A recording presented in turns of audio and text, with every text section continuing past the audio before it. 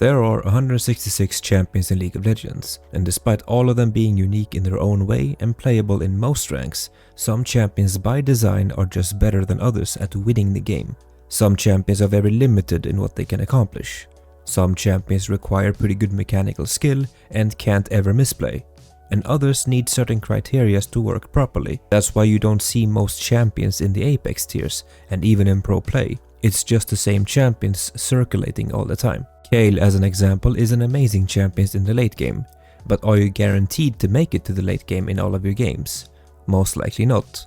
The criteria for Kayle is to pick her into games where reaching that stage is very plausible. That's why people avoid her in higher levels of play, unless you are a dedicated main and just play Kayle because you like playing Kayle. But every role has a couple of champions that are good regardless of what the game looks like. You want a champion with agency in the lane, someone who can control the lane in the early game, which is the most risky phase of the game. They need to have good carry potential when they are ahead, and they need to be able to help their team when they are behind. Or you want someone to grab all the attention of the enemy team and give your team time to scale and breathe. In other words, somebody that is useful throughout the entire game. Those champions are pretty good to climb with in any elo, and they don't need to be hard to play.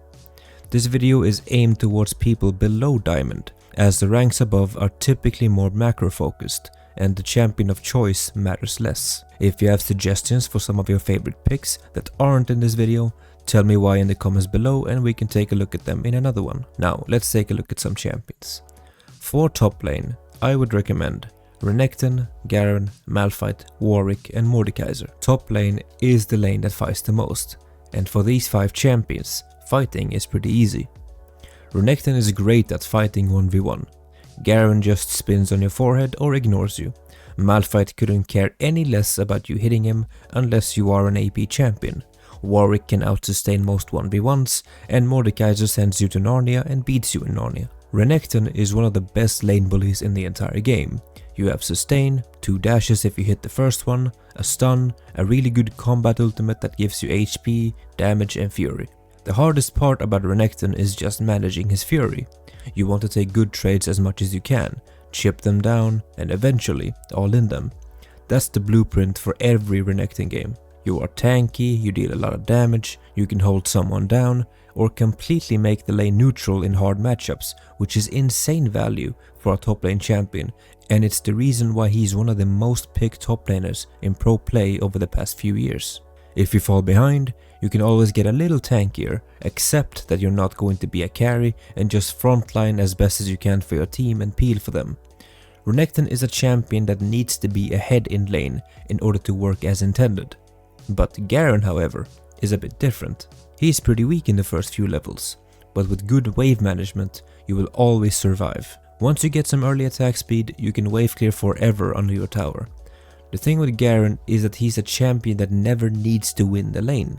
He just needs to go even, and he outscales most top laners except Camille, Fiora and champions of that type. Your level 2 ultimate hits like a truck and prevents most champions from trying to all-in you in a side lane, because you can kill them from half HP. Your passive, along with Doran's shield and second wind, allows you to sustain through any matchup, as long as you don't let them constantly poke your passive on cooldown. Get your item, start split pushing and secure towers. In bad games, you can look to play the opposite side of the map. If you lost hard versus say Fiora and you can't keep her in check, go to the other side and try and let your team handle her. If you can't go on either side, build tank and sit on top of your carries. Think to yourself, whoever wants to get to my carry has to plow through all my HP first. That can secure space for your carry to win you the game. Garen should be pretty straightforward, and Malphite is also pretty straightforward. You counter AD champions pretty hard because of your armor scalings. You have 2 playstyles with them, AP or tank. Tank is always better, because while AP Malphite can one-shot someone, tank Malphite can get the job done as well, and you are more useful. Try and not overuse your mana in the early game, that's one of your biggest weaknesses. As Malphite you are fine with the lane going even, let them push you in, wave clear and stay high HP, that's your target. Once you gain some components, you can start trading a bit harder, and you deal a lot of damage while being hard to kill. Because you are a great low economic champion that works pretty good with very little gold, you can afford to sacrifice your lane to help your team. You can give up a wave and roam mid or teleport bot for a good play, and even if they take a plate or two, as long as the kills land on the right person for your team and you got something for it, it's still worth it in the long run. You are not a champion that most champions can fight in an all-in. The Q slow and movement speed buff on you is massive and allows you to dip out of the fight whenever you want. Your E and W deals a lot of damage, and the attack speed slow is the most hated thing about Malphite for any melee champion. Try to land a good ultimate and allow your team to win the fight for you. Malphite loses when he starts looking for a perfect 5-man ultimate. Just engage in a good fight, and that's the most important thing, regardless if you ult 2 or 5 people. Then we move on to Warwick. Warwick is very dependent on the laning phase going well for him. Warwick's entire shtick is to bait you super hard into taking really bad trades. You see his HP bar go down and you think to yourself, wow, I'm winning. But he's still in control of the lane. Whenever Warwick reaches that low HP phase, you get baited into taking a really bad all-in fight because you think you can kill him.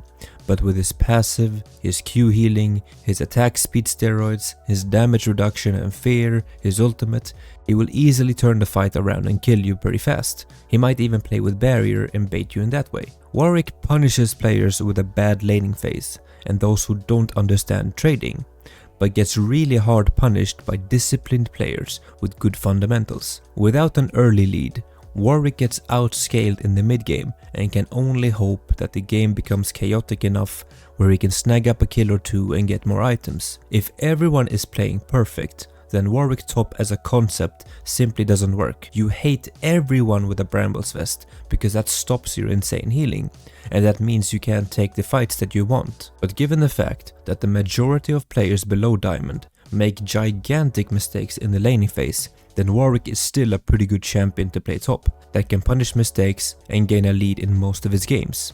Warwick without Hydra has terrible wave clear, no auto attack resets, and does not take towers very fast, but is really good at just fighting 1v1. Just focus on that and you should be good climbing with Warwick. Finally we have Mordekaiser. He's one of the most oppressing top laners when ahead, because his passive along with Rylai's makes it so you can't escape him very easily.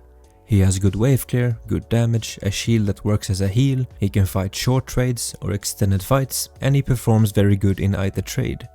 His ultimate allows him to isolate a target and truly have a 1v1 fight, which he is likely to win unless it's a Vayne or someone who is a lot stronger than him.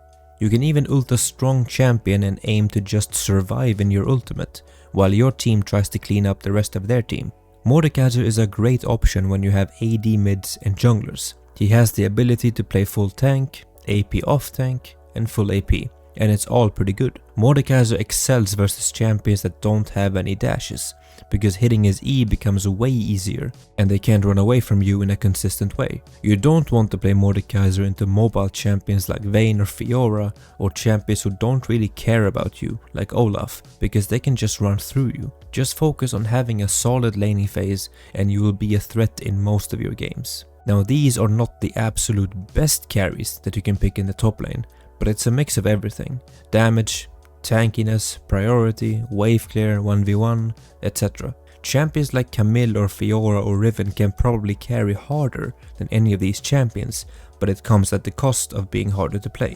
This video showed you 5 champions that are mechanically simple, that have carry potential, and have fallback patterns, which are useful for a team. Champions like Riven does not have fallback patterns. She either wins hard or she's useless. Every champion has a trade-off, where they are good at something or bad in other aspects, and those who tend to have everything are usually the ones that often get nerfed.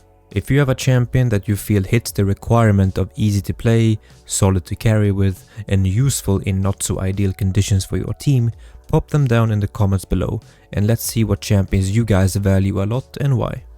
I will do this video for every role, where we talk about 5 really awesome champions that allows you to really focus on the game fundamentals and improve quickly. If you found this video useful, then please give it a like, and if you want to see more, then consider subscribing to the channel, and I will see you all next time. Goodbye.